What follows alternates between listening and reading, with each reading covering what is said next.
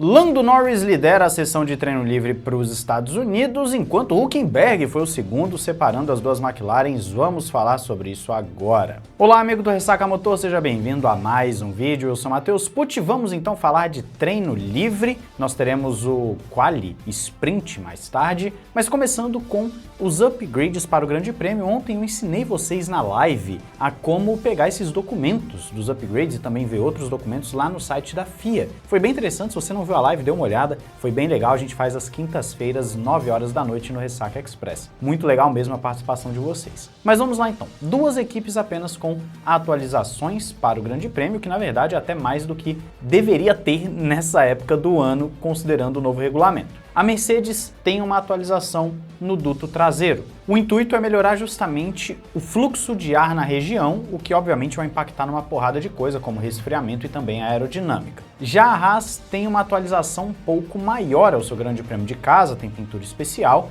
e ela fez uma atualização grande com duto traseiro, sidepod e também assoalho. Uma atualização grande para tentar bater as equipes do meio de pelotão. E o que acontece? A Haas está se utilizando dessa atualização com o objetivo de melhorar equilíbrio, aderência e as opções de acerto do carro. O Ayo Komatsu, o chefe da equipe, explicou que o novo pacote busca tanto desempenho quanto dirigibilidade, mantendo a evolução iniciada com o pacote introduzido em Silverstone. E apesar das restrições orçamentárias e também dos testes, a Haas pretende demonstrar capacidade de desenvolvimento contínuo na temporada, mesmo também com a temporada 26 batendo a porta. Então é um upgrade muito ousado da Haas num período muito curioso, mas pode ser um fator determinante para a temporada. Vamos ver se vai funcionar, né? Eles só vão ter um treino livre para poder ajeitar esse carro, no qual ele já é parque fechado, fica muito difícil você tirar qualquer conclusão.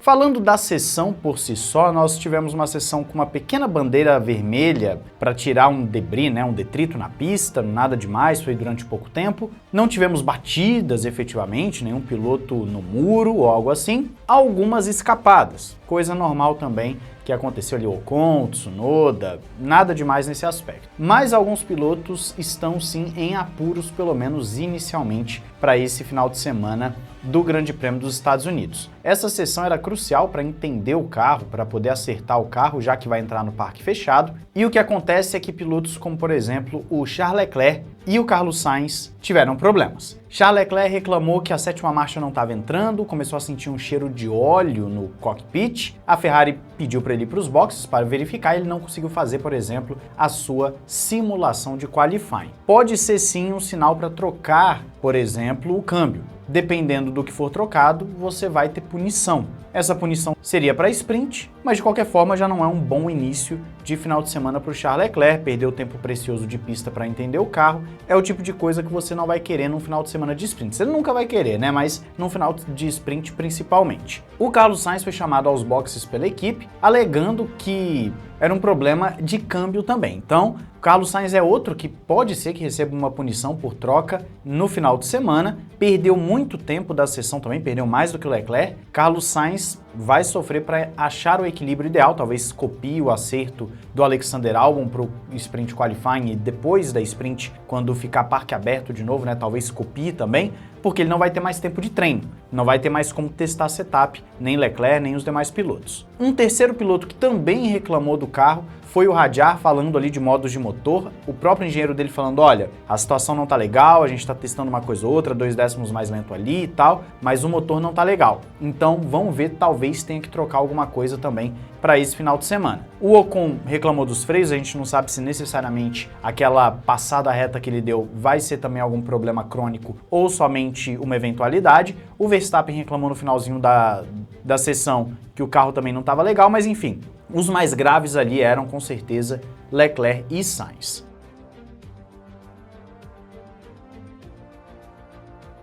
Vamos falar agora do Gabriel Bortoleto, da Sauber por si só, porque o Hülkenberg ficou em segundo, a pista melhorando bastante no final, Como falo para vocês, tempos puros no treino livre não são conclusivos, no máximo indicativos, mas devemos dizer que nesse caso em específico, final de semana de sprint, pista melhorando bastante, horário completamente diferente do que vai ser a corrida, não leve tanto em consideração. É claro que as McLarens lá em cima a gente já esperava, mas o Hülkenberg, o Alonso, é o tipo de coisa que dificilmente vai acontecer, só se realmente for um final de semana muito atípico. Mas até mesmo horário, bem diferente daquilo que vai ser disputada a corrida ou o qualify, então a gente vê que há uma discrepância grande nos dados. O Hülkenberg foi bem, mas o Bortoleto ficou bem para trás dele, coisa aí de quase um segundo para trás. O que isso quer nos dizer? O Bortoleto realmente pode estar num final de semana um pouco mais difícil, porque ele está tendo que aprender a pista de Austin e só teve um treino livre para isso. É claro que ele fez muito simulador, treinou bastante, mas no caso nós temos uma pista de Austin que é difícil para você acertar o carro, então é difícil para o piloto aprender assim de forma tão repentina. O mesmo vale para os outros pilotos que nunca andaram em Austin, por exemplo, mas o Bortoleto, então, falando nesse comparativo direto com o Hülkenberg, a gente deve ver uma discrepância considerável, sim, entre os dois pilotos. Outro que deve também estar sofrendo bastante é o Antonelli. Antonelli também andou muito atrás do George Russell. É outro piloto que deve ter que aprender efetivamente como é essa pista de Austin, pouco tempo de treino. Gabriel Bortoleto, Antonelli, os pilotos que nunca andaram aí, os jovens que nunca andaram aí, possivelmente vão sofrer nesse final de semana. É claro que aí depende de uma série de fatores, até a capacidade do próprio piloto de achar o acerto ideal logo de cara, mas não esperem um final de semana fantástico dos jovens, ok? Se forem bem, legal, mas se não forem, existe uma justificativa.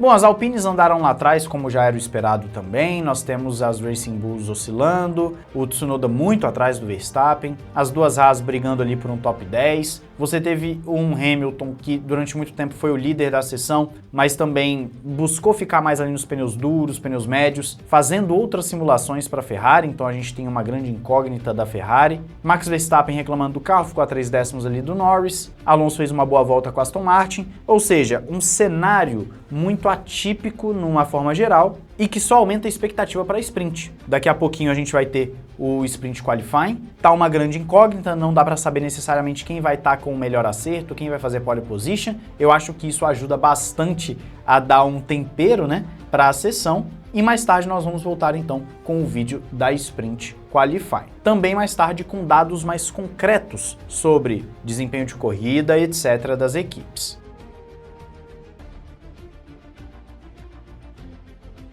Uma curiosidade que eu quero ver com vocês é aquilo que aparece aquele gráfico na transmissão, né, da performance ao longo da temporada. E quando você chega agora em Singapura, a Red Bull, de acordo com a Fórmula 1, isso tem que deixar muito claro, é de acordo com a própria Fórmula 1, agora seria o carro mais rápido com a McLaren logo atrás. A Mercedes teria perdido uma posição, já que a Red Bull subiu duas, a Ferrari se mantém como quarta força, a Williams subiu bastante, Racing Bulls e Aston Martin perderam posições, Sauber se mantém na oitava posição, Haas não seria mais a última, enquanto a Alpine amargando ali a lanterna já há um bom tempo. Isso, claro, é projetado baseado nas últimas provas. Pode ser que a ordem de força se altere agora para a Austin, até porque, por exemplo, a Mercedes teve atualização, a Haas teve atualização, as equipes estão tendo o final de semana agora numa pista que tem variações de características, tudo isso conta muito. Mas é interessante ver como, em tese, no momento, sexta-feira, com a Fórmula 1 fazendo a sua análise baseada nas últimas corridas, a Red Bull seria o carro mais rápido, no caso, Max Verstappen Racing seria o mais rápido. Me fala se você concorda com esse gráfico, se você acha que é por aí mesmo ou